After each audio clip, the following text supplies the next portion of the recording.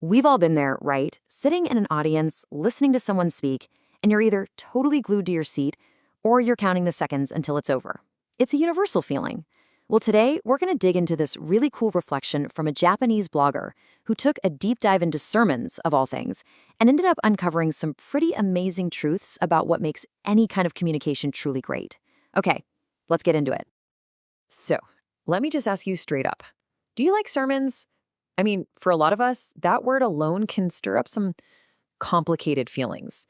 Maybe you think of inspiration, but maybe you just think of being bored out of your mind. For the blogger whose work we're exploring, the Japanese word for sermon, sekkyo, definitely had a bad vibe. It always made them think of being lectured, like getting a long, boring scolding from someone you just had to sit there and take. Sound a little familiar? But here's the cool part.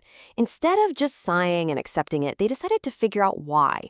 So this whole explainer is going to follow their journey of discovery, figuring out what separates communication that actually lands from the kind that just makes you want to check your watch. So the very first thing they did was a kind of mental reset.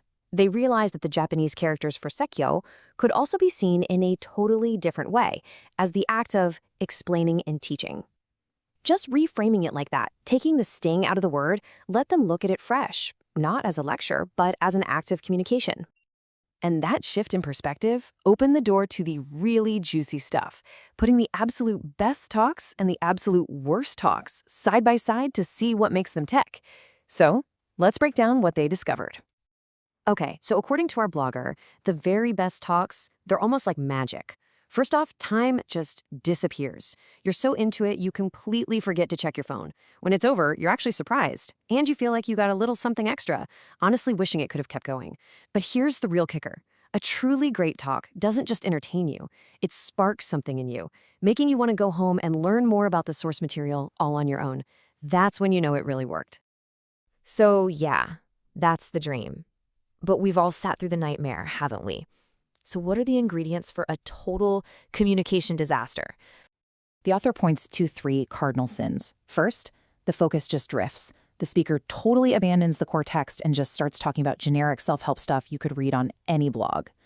Second, and this one is pretty bad, the speaker uses their platform as a weapon, to subtly call out or criticize someone in the room. And finally, it's just packed with jargon, so any newcomer feels completely lost and unwelcome. Every single one of these things just destroys trust. And just so we're all on the same page with that first point, when the author talks about secular topics, they basically mean anything that's not tied to the original source material, the reason everyone showed up in the first place. It's about breaking that unspoken promise you made to your audience about what you were going to talk about. Now, this is where the whole analysis takes a turn and gets really, really powerful. The blogger had this huge aha moment. This isn't just about one good or bad hour.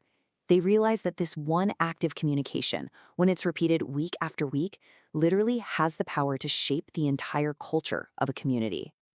And that's the core idea here, right? It's the ripple effect, how one weekly talk can build and build until it becomes something so much bigger than just a speech. Just picture it. Think about the vibe in a room after a really fantastic talk. The author noticed people don't make a run for the door. Nope. They stick around, they talk, they connect with each other. There's this feeling of unity in the air. You walk out of there feeling uplifted, ready to take on the week. And then there's the opposite. After a bad talk, man, people are gone. The room just empties out. You're left feeling like you just wasted your time with this kind of bad taste in your mouth. Even worse, you can feel totally drained and discouraged, which is the exact opposite of why you showed up. So the conclusion here is pretty undeniable. Good, consistent communication is doing way more than just passing along information. It is actively building a community. It's creating a place that's so positive and so magnetic that people actually want to come back, and they even want to bring their friends. So, after laying out the best and the worst and seeing the huge impact it all has, the author finally gets to the one thing, the single most important thing that really matters. And it turns out, the big secret isn't about having the slickest presentation or the cleverest personal opinions. It's not about dazzling everyone with a bunch of life hacks. Actually, that's usually where things start to go wrong. Now, the most powerful and effective communication is way simpler. It's about one thing, faithfully and clearly explaining what the core source material has to say. That's it. It's about getting your ego out of the way, trusting the material, and making it relevant to the actual people listening to you. It all comes down to authenticity.